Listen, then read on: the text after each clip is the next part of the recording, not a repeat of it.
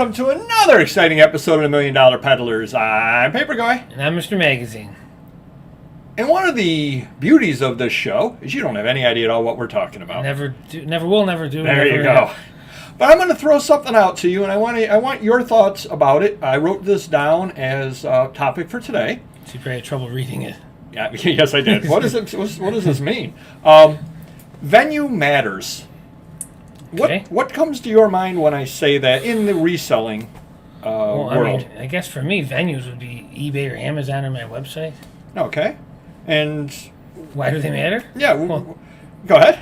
Well, that's where my money comes from. Right. Well, I guess the point I wanted to get across with the venue matters is, do you sell the same thing on eBay that you do on Amazon? I mean, sometimes there are, right. But a lot of times, like a deal will come along and you have a specific system where certain things are going to go on Amazon, and if they're not on Amazon, then we'll put them on eBay.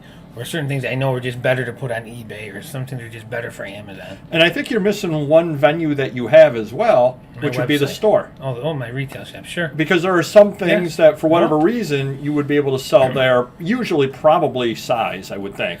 You don't necessarily want to sell something really large size. True. Well, here's a perfect example. Okay. Funko Pops. We have a 3-point system, if you want to Okay. call it that. If they're mint condition and they're worth over $10 and they're on Amazon, we put them on Amazon. Okay.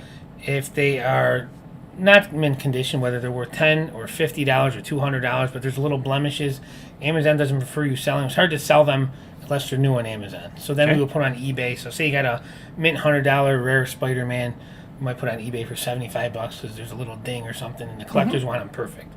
However, if it's worth less than $10, say $6, $7, $8, it goes into our store. So we do sell them in a retail shop. Okay, yeah. And I think the biggest lesson that we're going to learn today, and I think you would agree with this, the more venues that you have, the more opportunities there are to sell stuff, which is just common sense. Yeah. But it also opens up things that you wouldn't otherwise buy because you say, hey, this sells over on this place. Right. And I'll give a perfect example. I don't buy records very often, but occasionally I'll buy some records here and there. Discogs is usually where I end up putting them at, unless they're really not on Discogs. I also check eBay on them, and very rarely do I put them on Amazon, but that's another venue available to me. Yeah. Books, I've got Biblio, I've got Amazon, and I've got eBay, and I've got a system as well when I'm doing things, when I'm looking it up. Does this go here? Does this go here? What goes on Etsy? Why does that go on Etsy? Oh, this is the perfect item for Etsy.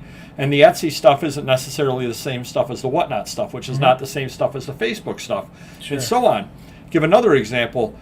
From having gone to various Facebook auctions throughout the years, I kind of have an idea what kinds of books sell there. I'm not going to sell them on Whatnot because Whatnot doesn't have media mail shipping. So I've got a coffee table book. Nobody's going to pay me the, I don't know what they charge, $12 or $15 priority. Nobody's going to pay that on a coffee table book. Sure. However, it might be worth $8 to $10 on Amazon or eBay, but be a long tail item. Right. Or I could offer it for $3 to $4 on Facebook, and because I know it's the kind of thing that people on Facebook like, I sell it there. Well, I didn't have that venue available to me, and there's a fellow dealer that sometimes wholesales stuff out to me, wholesale stuff out to you from time to time as well, and basically he only sells on eBay. Okay. And throughout the years, I've bought things from him that I've put up on Amazon because he does not sell on Amazon. And I know that he does not sell there, so I will check Amazon. Well, now I've got Facebook open to me as well to sell books, or if he's got a lot of just miscellaneous ephemera stuff, I've got Whatnot available to me because he's decided that it's not in his price structure for what he wants to sell on eBay. So he wholesales it out to me. I'm his second venue, or you're his second venue. Yeah. And it works out really, really well. Now, if he all of a sudden decided, hey, I want to do, Etsy and, well, then all these opportunities would be open to him as well, but he doesn't want to do that. He just wants to have wholesale out to us or retail out himself. And you have the added advantage of having the retail store. Yeah.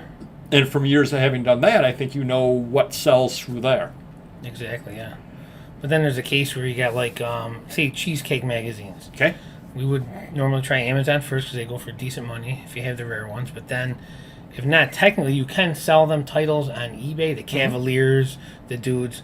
But we choose not to do that at all because there's always that chance they could say, oh, this cover's a little risque or something. So then we put them all on the website if they're not on Amazon, which we leave a lot of money on the table because they would sell on eBay, but it's not worth taking that chance that they're going to say, hey, this one's too racy or this or that. It's funny you say that because I had a little black Sambo book that I had picked up, and I picked it up 50 cents. I mean, I stole it, yeah. And I ended up selling it over on Facebook because I couldn't sell it on eBay. Right. And it was really nice looking, except it was missing the back cover, which means it would be difficult to sell on Amazon because nobody reads the description on Amazon, and somebody would get upset about it. Sure. Well, the person that bought it on Facebook was very happy with it because, beautiful colors and if they're pulling it apart. And I was able to show it, look, it's missing the back cover. Sure.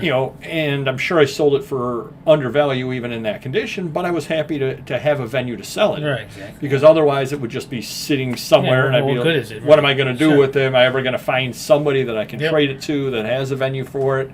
Am I ever going to open a retail store? No, but if I did, I could put that out there. But then who's going to come into my retail store in Rochester wanting to buy that? Yeah, in 2 years you have boxes piled up in a corner for the future imaginary retail store. Yeah, no, you're absolutely right.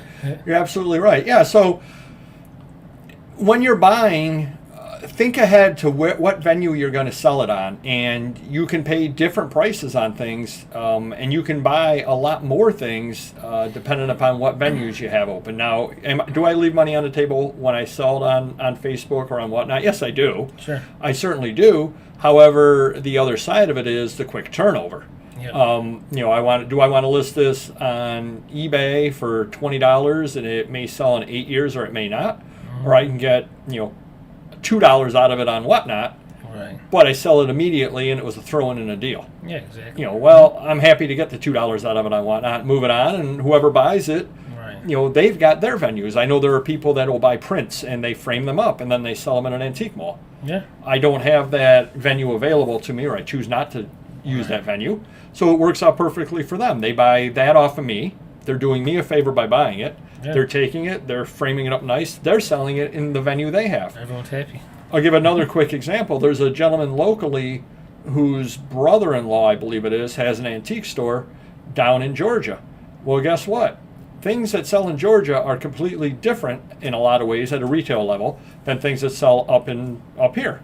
So what he does is he'll buy the things up around here and ship them off down to Georgia to his brother-in-law. They get together, whatever. Sure. And he brings a box or a couple of boxes, and his brother-in-law sells them down there for stuff that people don't necessarily want up here, but aren't really worth listing on eBay, shipping and all that stuff out. Yeah. Gone with the Wind is a perfect example. He buys every Gone with the Wind book he possibly finds, even the modern reprints and all that stuff, because his brother down in Georgia can sell those very, very quickly.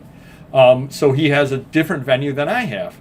However, now that I know that, if I pick up a lot of those, then I can just bring those to him, and as long as the throw-ins in a deal, somebody's like, trade bait. Fill up the box with all the books you want. There's a couple of Gone with the Winds that are newer ones, but hey, I can give them to him. Sure. And so on. So expand your venues. You can expand your buying and expand your selling. And obviously, everybody thinks on the selling side of things as well. Expand your wallet. You do expand your wallet. Very, very, very good. So hopefully that helps you a little bit of a different way to look at things. And the reason why you have to have a lot of different venues and understand what sells on each venue, because I think if you try to list the same stuff across all venues, I mean, it's one thing if you have a cross-listing program and you're doing it and it's not costing you anything. Right. No big deal. I mean, if there's no cost there and it ends the items when they sell in one venue, if it's no charge to you, certainly no problem doing that. But if you're in and you're buying certain items for certain markets in certain areas, definitely learn what sells best on the various things and purchase accordingly. So hopefully that helps you some. One venue that we always need help in is the like button. So why don't you hit that now, and we will see you next video. Take care. Bye-bye.